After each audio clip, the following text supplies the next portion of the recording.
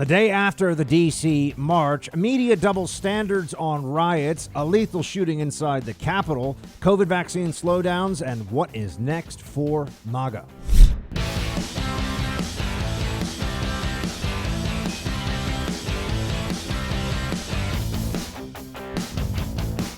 All of us are faced with two choices, both of which are lousy. One choice is vote against the objection. And tens of millions of Americans will see a vote against the objection as a statement that voter fraud doesn't matter, isn't real, and shouldn't be taken seriously. And a great many of us don't believe that. On the other hand, most, if not all of us, believe we should not set aside the results of an election just because our candidate may not have prevailed. And so I endeavored to look for door number 3, a third option, and for that I looked to history, to the precedent of the 1876 election, the Hayes-Tilden election, where this Congress appointed an electoral commission to examine claims of voter fraud. 5 House members, 5 senators, 5 Supreme Court justices examined the evidence and rendered a judgment. And what I would urge of this body is that we do the same, that we appoint an electoral commission to conduct a 10-day emergency audit, consider the evidence, and resolve the claims. For those on the Democratic aisle who say there is no evidence, they've been rejected, then you should rest in comfort. If that's the case, an electoral commission would reject those claims. But for those who respect the voters, simply telling the voters, go jump in a lake, the fact that you have deep concerns is of no moment to us. That jeopardizes, I believe, the legitimacy of this and subsequent elections. We can handle the truth. And ultimately, the truth is what this is all about. Getting to it, finding out what is real, what is not. What actually happened in this election. It is essential. Our entire system rests on the premise that we believe there is a good faith and there is a fairness in the operating procedures of this republic. Senator Ted Cruz there speaking well to that point. And yet, do we feel any better about it today than we did yesterday? No, of course we feel most likely considerably worse. Why is that? Let's first start with why people were marching in D.C. yesterday. Let's start on that issue. Because it's many things. The media and the focus is on those who believe that this was a stolen election, and that is certainly a big part, perhaps a majority, of all of the concern and anger out there on the streets. But what else was motivating this? Why do people feel the need to take time out of their lives in a very difficult year with a lot of stresses around us because of COVID and everything else? Why would hundreds of thousands of people gather together in D.C. to make their voices heard? We have been drifting as a nation toward a culture politically, socially, where there is no middle ground allowed, there's no dissent allowed. The rights of political minorities are increasingly trampled on, and there is an incredibly powerful system, one that even goes beyond what you've seen in some of the other authoritarian regimes of history, in that it is entirely capable of leveraging information technology, the global marketplace, wealth on a scale that human beings have never seen, to brainwash, to control, to determine. And it feels like a rigged game. Right? It feels as though what we do does not really change very much. And it feels as though we're not allowed to even raise that up anymore and talk about it publicly for fear of being ostracized by these social media companies that I know that we have to get used to this idea. Social media is not something that kids use now just to say hi to each other and communicate. Social media is a dominant force in the flow of information in this country and around the world. It is more powerful than the traditional media because it determines what traditional media you get to see. Wokeness. This is another way of describing political orthodoxy of the left.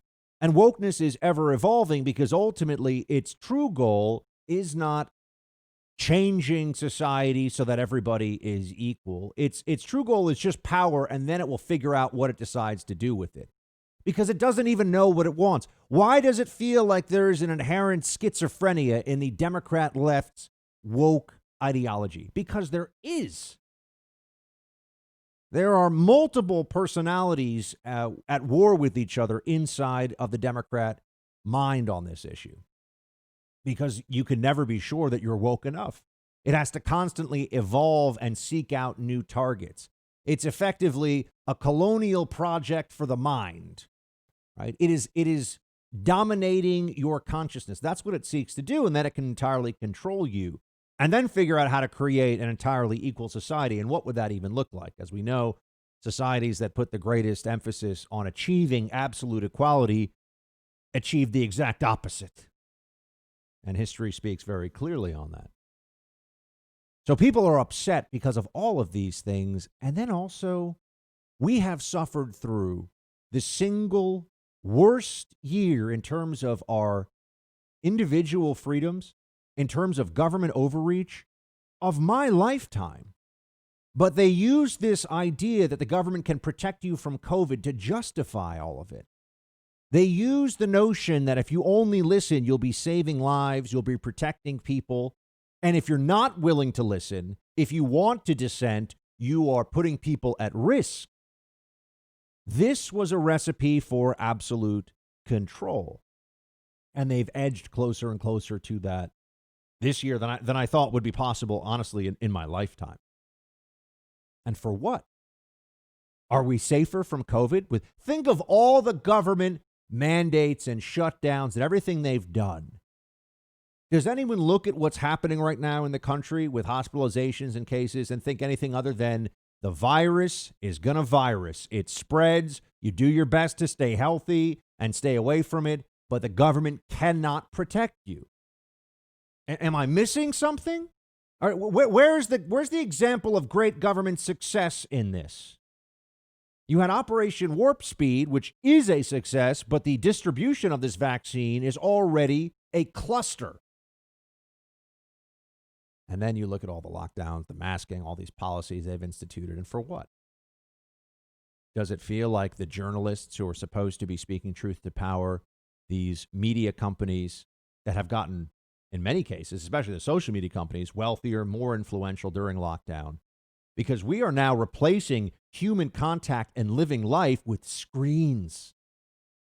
We all live our life now. If you're working remotely, unless you're an essential and you have to actually go and do your job, we're living our life just in front of these screens, where you're being bombarded with information that's destructive often, that's false, that's vicious, and that has an agenda, and that's really almost all the time. And we're replacing those basic bonds of human contact that remind us all that we are in this together and we are all on borrowed time. And when we're talking about Americans, our fellow Americans, we're losing sight of the fact that we live in the greatest country in the history of the planet. That's an amazing statement, isn't it? And I'm sorry if it sounds a little hokey today. I'm sorry if it's a little bit corny to some of you, but we right now are living in the greatest country, in the greatest, wealthiest, happiest time in human history. And we are lucky to be here. And we need to preserve it. Yes, we need to fight for it. We need to understand what's so great about it. But what I see out there right now is this ideological cancer of destroy the dissenters, destroy those who believe in liberty, in limitations on government, destroy those who think the Constitution is supposed to prevent all the great plans that the experts are conjuring up for us. Isn't this year of the lockdown, isn't 2020, I know we're in 2021 now, but I'm thinking about the last 12 months, isn't it a repudiation of the elites and of government control? It doesn't feel like they think that, that's for sure. We're very aware of that. But anybody who's being honest about it would say, we need a return to first principles here in this country. We need an understanding of what it is that we are seeking to create in our society every day. And for us to get there, we need to have a combination of things all come together at once. We need a relentless, unapologetic search for the truth. We need the courage and bravery to stand for our principles. And we have to remember that at the end of the day, what we're all trying to do, all of us who are approaching this in good faith, with love and reverence for the history of this country, for this amazing nation, is to make this a better place for all of us, even the wackos, even the people of Antifa. I want a better America that they are fortunate to live in because our ideas prevail. And I know that can be a hard thing. You want to think about destroying your enemy sometimes. You want to think about defeating the other side. And we want to win at the ballot box. We want to win on the battlefield of ideas. But isn't it this beautiful thing about this country that victory achieved the right way means that it's a better country for all of us, even the leftists, even the losers, even the crazy. It's a better America that's more secure, more rule of law, more prosperity, more individual liberty. That's why I show up every day. That's why we do this thing that we're doing here on this show. So I think a return to those first principles for all of us at this moment, when I know so many feel dejected, feel like they have been cast aside, and feel like we had a momentum. We had a moment, and it lasted for 3 years. The COVID year was something else. The COVID year threw the whole project of making America great again into this different cycle, where we were just all locked down and trying to stay alive, trying to do what we can to help our neighbors and prevent the government from shutting down more businesses and more churches than they already were. There's a lot of anger out there, and that's not going to go away. But we have to explore together honestly what is working for us, what can we do, and what does the future look like. The reasons for the march yesterday in D.C. were patriotic and decent, and I support them, and I'm with them. And we have to also know that we maintain principles, even in the face of the most vicious, underhanded, cheating, maniacal opposition. We cannot become that which we seek to defeat.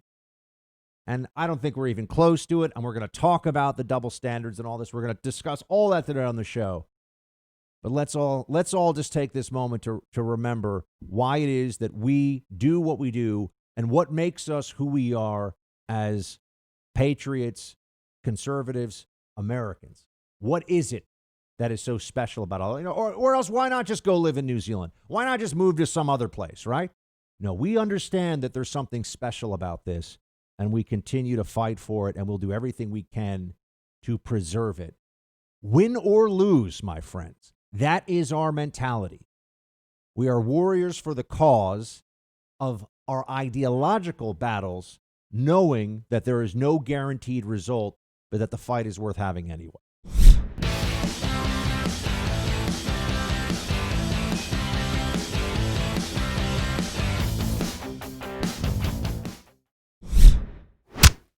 And we will always be grateful to the men and women who stayed at their posts to defend this historic place.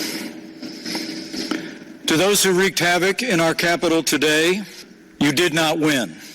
Violence never wins. Freedom wins. And this is still the people's house.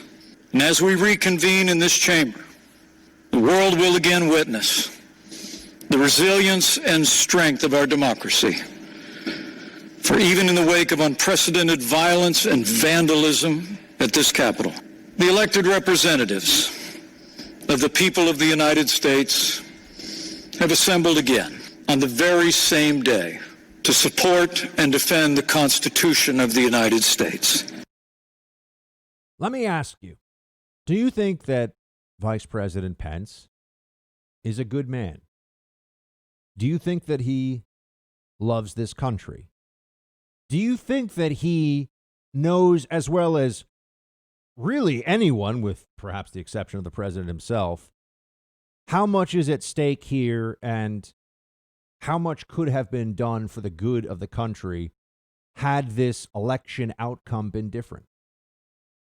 I think we have to approach some of these questions in a systematic way, so we can all ground ourselves here at a moment of particular disappointment and all this frenzy of people that are now pointing fingers at each other and everything else. What's really happened here, my friends, is we've come to a recognition, and it's one that I've been trying to edge us toward here, and I appreciate so much that all of you know that what I'm telling you, I think this thing is going to happen. It's not when I'm talking about the Biden-Harris presidency, which is happening. When I say that, it's not to antagonize. It's not because I like taking some kind of a sour position or anything else.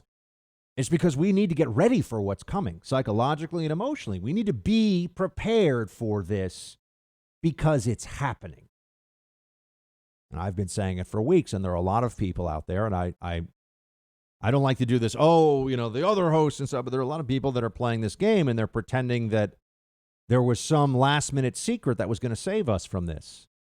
I'm sorry. I look at you, my fellow Americans, my friendly patriots, Team Buck. I see all of you across the country, and I feel like I'm here with you waiting for this onslaught. I'm not going to promise you that the cavalry is going to come over the hill and we're not even going to have to take any losses, metaphorically speaking. I'm not going to make that promise because I don't believe it and because it's not true. Vice President Pence, I think you would agree with me, is a good man who has been very loyal to this president, very loyal to the MAGA agenda, and he is doing his best for America under the circumstances. And he has been put in a very difficult position. The people who are turning on Vice President Pence right now, I think, are forgetting that the actions up to this point of individuals should have already shown us what, the totality of the actions of people like Mike Pence should show us that we've done what we can. It is possible. And it's almost painful to say this out loud. It is possible, friends, that we gave it everything we had, and we're fighting with everything we've got through all the mechanisms at our disposal, and we still lost. And whether it's lost through cheating or lost through legitimate victory, even with some degree of cheating, which is assured, of course. So please you don't need to tell me, Buck, you don't think there was cheating? Of course there was cheating. I don't know how much cheating. I suspect it was substantial, but if you can't prove it, it doesn't matter. We are dealing with that sense of loss now. But with that loss also comes a recognition that we do have so much left to fight for and so much more ahead of us. And also see the way the other side is seizing upon this moment and understand that we're in for a whole new level of fight, my friends.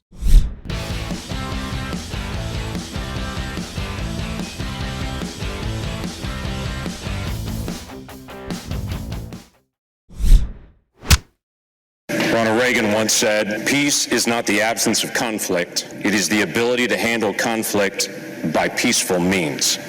The peaceful people in my state in Oklahoma want their questions answered, but they don't want what happened today. They want to do the right thing, and they also want to do it the right way. They want to honor the constitutional process, but they also want to have debate about election security because they want to make sure it's right, which is why it's an important issue that still needs to be resolved. Transparency in government just doesn't seem like a bad idea. Obviously, the commission that we have asked for is not going to happen at this point, and I understand that. And we're headed towards the certification of Joe Biden to be the president of the United States. And we will work together in this body to be able to set a peaceful example for the days ahead.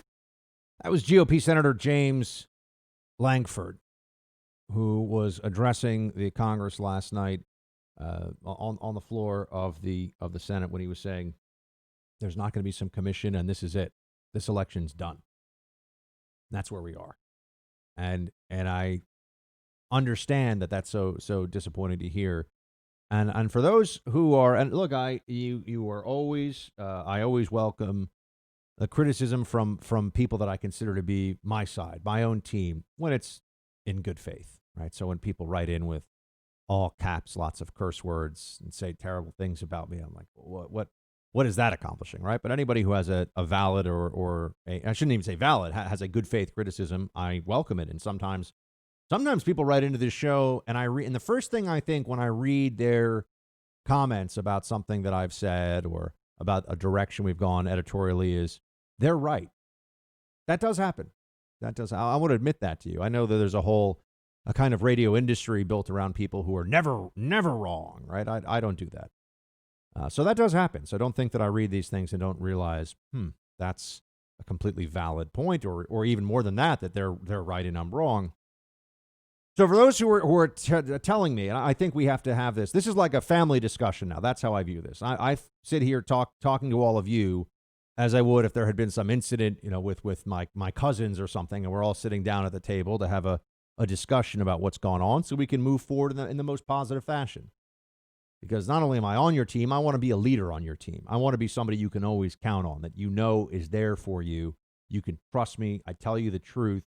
I stand on the principles we share, and I even will show some courage in public about difficult issues.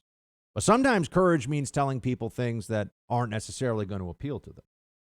And I think one of the challenges that we've had in the Trump era on the right is that there has been very little space for that. There's really been, and I'll just say it, there's really been almost no market for trying to criticize the Trump agenda from the Trump administration, not the agenda, the Trump administration from a perspective of how can we be more effective in achieving goals that this presidency set out for? How can we do a better job of getting these things? We created a bit of a silo where all of the public commentary went into this one place, and it was Trump is awesome, and he's doing all these amazing things, and we weren't allowed to say Trump is awesome, but I wish he would, or Trump is doing a great job on this, but you sit here and you say one place, and for those of you who are wondering, what have you said about this, Buck? That would be an example of this. Trump's picks for his advisors and for some of his White House personnel was abominable. I mean, it was truly awful. And there was a lot of he can't trust anybody, or he needs family members around him, or all these things. At some point you can kind of justify anything in this realm. Is it serving the president to do that? Is it serving the agenda? Is it serving all of us? Right, the president being in the office, I know he was entertaining and his tweets were amazing, but ultimately he was trying to achieve things for you and for me. Some of them he did, but some of them he didn't. Does anybody want to argue now that we have a big, beautiful wall from sea to shining sea? We do not. And I know that there are all these reasons, but we would have been more effective in getting some of these things done if there had been more room to be able to say, I'm on the team, but, this needs to be done differently. I'm sure many of you have played team sports, and many of you have, you've been on a football team or a basketball or lacrosse or whatever. And, you all come together in the huddle. Is it a good thing to say, guys, we're down by a lot at halftime, but you know what? We're amazing. Let's do everything exactly the same way we're doing. I was going to say that there was a lot of that within the GOP. And I'm telling you the truth. Every single one of you knows that I'm telling you the truth right now. There was a lot of that. It was, well, hold on a second. Maybe we need a greater focus on this, or, hold on. Maybe the outreach to Kim Jong-un isn't a worthwhile expenditure of presidential time and resources. And, and I'm not even saying that was true or not. I'm just pointing out, if you said that, you were shouted down. If you said that, people thought that you were no longer on the team. And, the Democrats legally outmaneuvered. And when I say legally, I don't mean that what they did was necessarily legal, but they understood that changing these processes for mail-in balloting in these states, they knew that was going to give them an enormous advantage going into the election. And there needed to be legal challenges brought and put the mechanisms in place for accountability and integrity before the election. The RNC and, yes, the Trump campaign were asleep at the wheel on this. Again, I know it's not comforting. I am telling you the truth.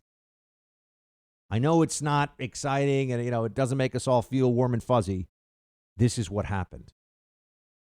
And I think yesterday, in a lot of ways, I don't mean the incident even at Capitol Hill. I just mean the takeaway from the day with the certification and everything else and all the people gathering in D.C. was, we now have to stare truth right in the face and handle it. We're there, friends. We're there. The Democrats won these 2 Senate seats. Democrats are going to be the next president and vice president, have the presidency for the next 4 years. The Democrats have control of the House. Nancy Pelosi and Chuck Schumer are going to be the 2 most powerful elected legislative officials in the country. That's where we are. And now we can get a little bit into the tactics here, the decision making. Let's all understand this. Marching in D.C., I was so pleased that people were overwhelmingly marching. And this whole thing about being a peaceful march, no. Let's set a different standard, a law-abiding march. Because remember, if we're going to have marches that don't abide by the laws, first of all, we're hypocrites because of the... Do you know anybody that hammered BLM more than me in June of this year? I'll really ask you that. A lot of Republicans were running scared, didn't want to be called, oh, that's racist, don't criticize BLM. Did I ever back down on that one? Was I ever saying, oh, BLM, we should concede to this group and everything else? No. But we have to establish what our principles are. And I know that sounds a little hall monitorish sometimes, right? Oh, another person in the media that's telling us about how we have to have principles. Look, I try to conduct myself publicly, as in a way where I'm proud of what I do.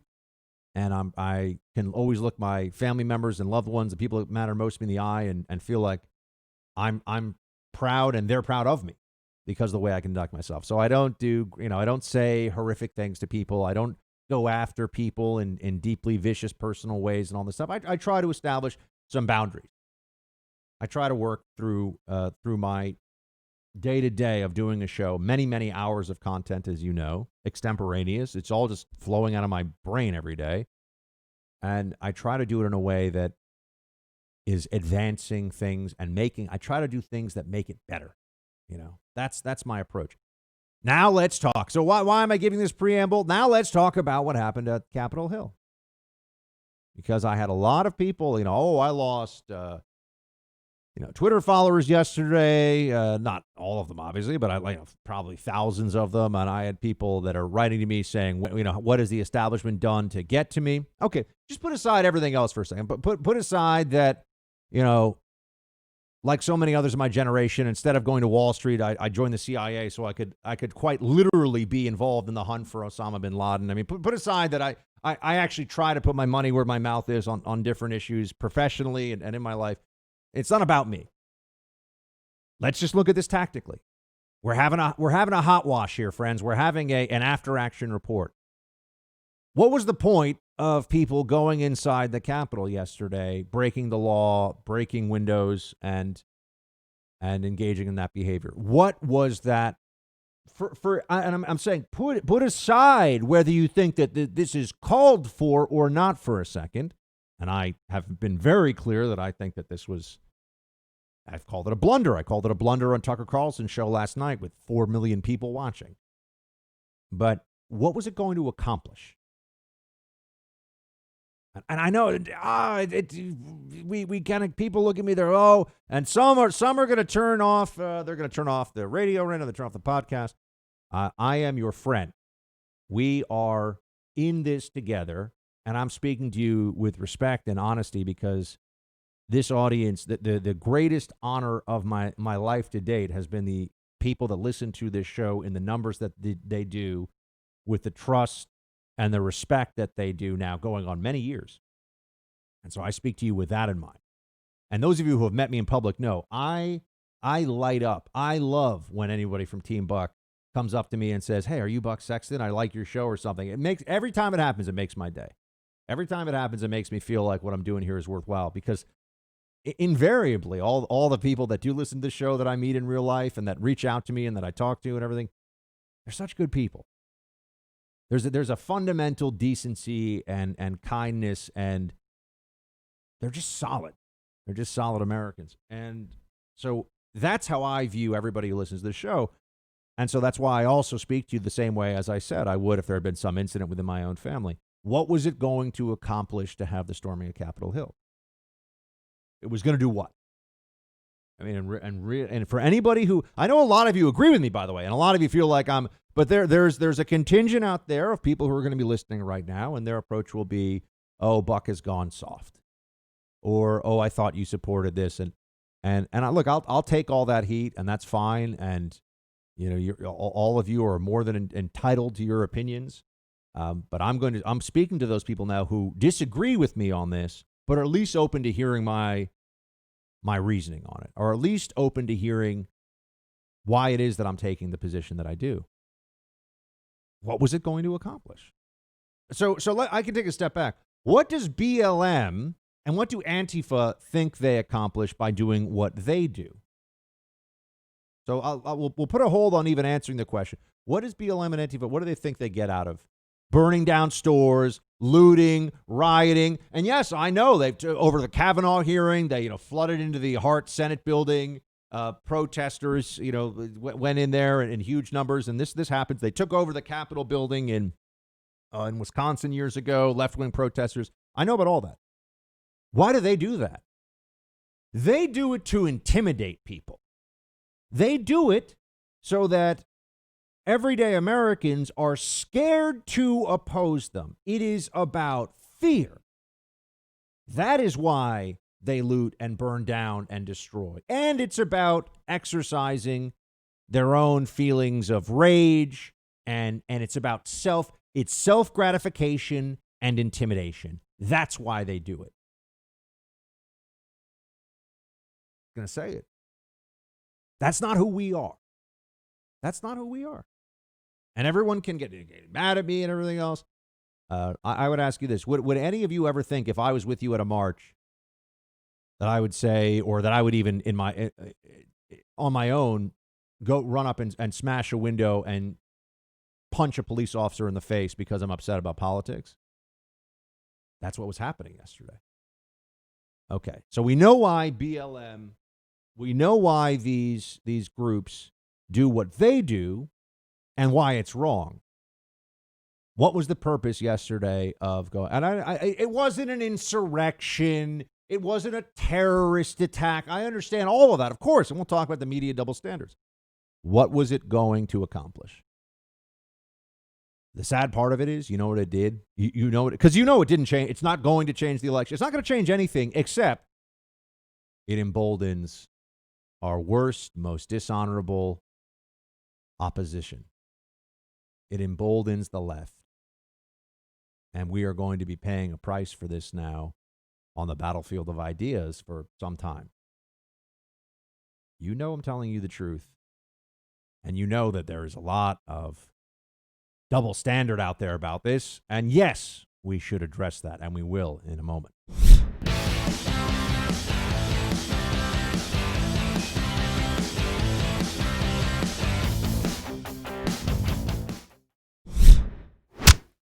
The reason they could easily and casually, with their cameras on, film themselves throwing things through the walls of our Capitol, our property, going inside the Capitol, sitting in Speaker Pelosi's office, casually take pictures of themselves, have that played on Fox News, they know that they are not in jeopardy.